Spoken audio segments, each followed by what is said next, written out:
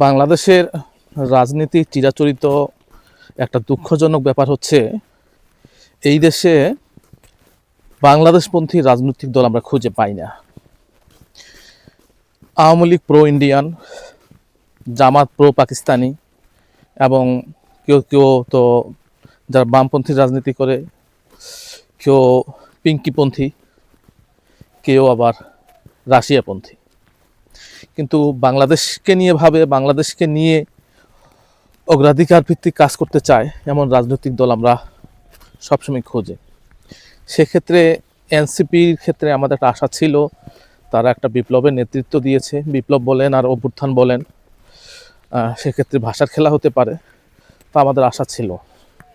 কিন্তু এনসিপিও সেই গতানুগতিক ক্ষমতার যে রাজনীতি, সেই ক্ষমতার রাজনীতির ফলে তারাও কিন্তু শেষ পর্যন্ত আদর্শিক আত্মসমর্পণ করে জামাতের মতো একটা উগ্রবাদী প্রো পাকিস্তানি রাজনৈতিক দলের কাছে আত্মসমর্পণ করলো, যার ফলে তাদের যে বাংলাদেশ ভিত্তিক যেই রাজনীতি, তাদের মৃত্যু ঘটলো।